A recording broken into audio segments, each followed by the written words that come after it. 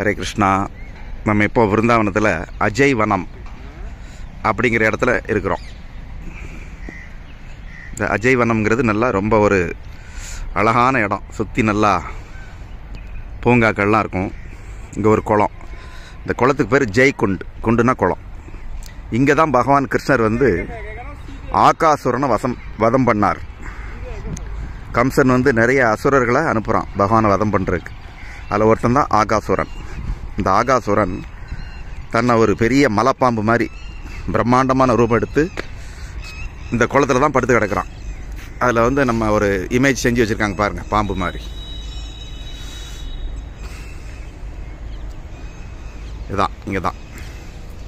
So இந்த குளத்தில் வந்து அவன் பெரிய பிரம்மாண்டமான மலைப்பாம்பு ரூபெடுத்து படுத்துருக்கிறான். கோபாலர்கள் பசு கன்றுகளை மேய்ச்சிட்டு இந்த இடத்துல வரும்போது இது பெரிய குகை அப்படின்னு நினச்சி அவங்கள அறியாமல் உள்ளே போயிடுறாங்க.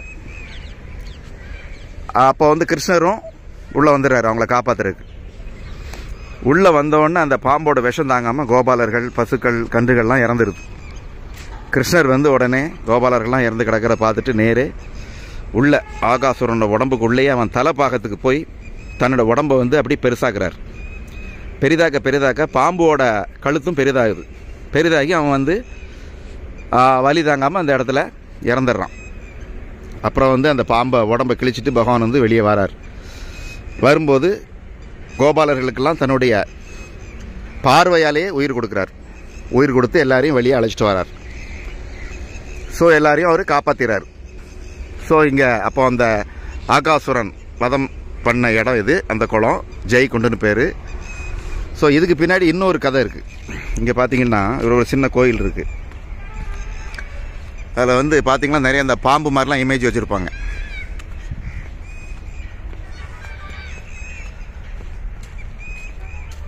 தெரியுதா? பாம்பு மாதிரி இமேஜ்.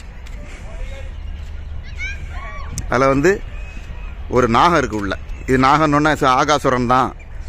ஸோ அங்கே பகவான் வந்து ஆகாசுரன் வதம் பண்ணனால அது நினைவு வச்சுருக்காங்க அப்படின்னு நம்ம நினைக்கிறோம். அதுதான் கிடையாது. இது வந்து காளிய நாகம். விருந்தாவனத்தில் காளியா காட்டு எல்லாருக்கும் தெரியும். காளிய நர்த்தனம்லாம் கேள்விப்பட்டிருப்போம்.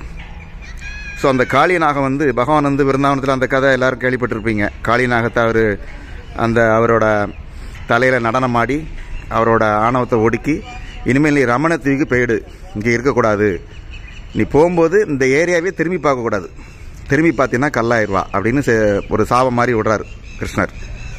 கிளம்பு அப்படின்ட்டு காளிநாகம் ரமண தீபத்துக்கு கிளம்புறார். கிளம்பி இங்கே வரும்போது அவருக்கு திடீர்னு ஒரு தாபம். இத்தனை நாளாக நம்ம வந்து விருந்தாவனத்தில் காளியக்காட்டில் இருந்தோம், அந்த இடத்த விட்டு போகிறோமே அப்படின்னு அவருக்கு ஒரு வருத்தம். அவர் அறியாமலே திரும்பி பார்த்துறார். இந்த நாகம் இருக்குது பாருங்கள், இது வந்து சுயம் இந்த திசை, அவர் பார்க்குற திசை நேரே காளியாக்காட்டு. விருந்தாவனத்தில் காளியாக்காட்டு இருக்கிற திசையை நோக்கி பார்க்குறார். மேலே வந்து பகவான் காளிநர்த்தனம் பண்ணுற மாதிரி ஒரு விக்கிரகம் இருக்குது. ஸோ இந்த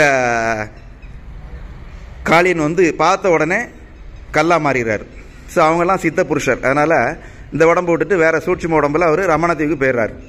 அப்போ இந்த வெள்ளைக்காரங்க ஆட்சியில் வந்து நிறைய பேர்லாம் சொல்கிறாங்க இந்துக்கள் கல்லை வணங்குறாங்க, முட்டாள்கள் அதுன்ட்டு. நீங்கள் பாருங்கள் நம்மளுக்கு எவ்வளோ பெரிய விஷயம் இருக்குது நம்ம சனாதன தர்மத்தில். வெள்ளைக்காரன் வந்து இதை பார்த்து இது என்ன இங்கே ஒரு பாம்பு தூண் இருக்குது, இதை அடித்து உடைங்கடா அப்படின்னா கடப்பாரை வச்சு உடைக்கிறாங்க. ஒன்றும் பண்ண முடியல. சுட்டுருங்க அப்படிங்கிறான். அப்போ துப்பாக்கி வச்சு சுடுறாங்க. சுடும்போது இந்த இடத்துல ரத்தம் வந்துடுது. இது பாருங்கள், வெள்ளைக்காரன் துப்பாக்கியால் சுட்ட மார்க் இருக்குது பாருங்கள். இதுதான் 1 2 என்ன இருக்குது 3, இதில் 4, இந்த மாதிரி நிறைய மார்க் இருக்கும். இதில் இதெல்லாம் வெள்ளைக்காரன் துப்பாக்கியால் சுட்டது. அப்போ ரத்தம் வந்தோன்னே வெள்ளைக்காரன் பார்த்து பயந்து ஓடிடுறான், என்னடா இது அப்படின்ட்டு.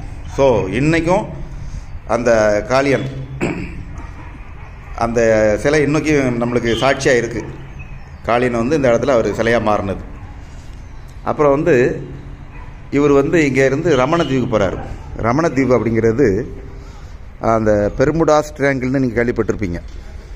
நம்ம அமெரிக்காவில் ஃப்ளோரிடா பக்கத்தில் இருக்கிற கடற்கரை. அதில் வந்து அந்த கடல் உள்ளே ஒரு ஸ்கொயர் மாதிரி இருக்கும்.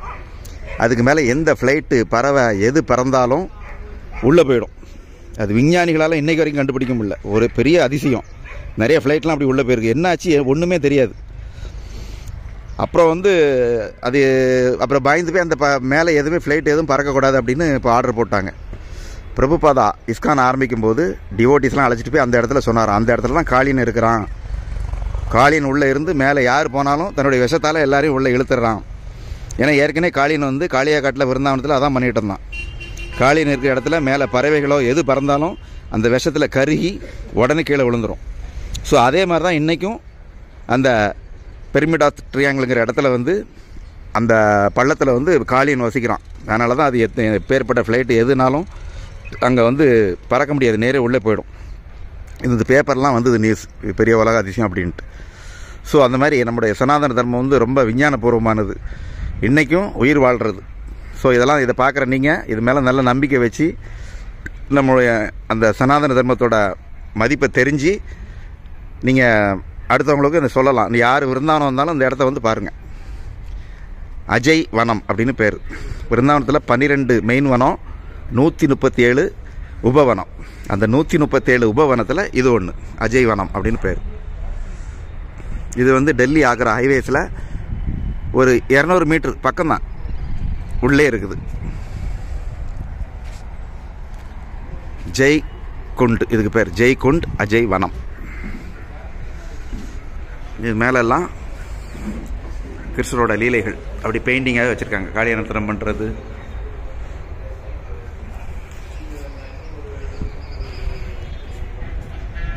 இதில் வந்து பிரிட்ஜ் ஃபவுண்டேஷன் சார்பாக இதில் வந்து எல்லாம் ரெனோவேட் பண்ணாங்க.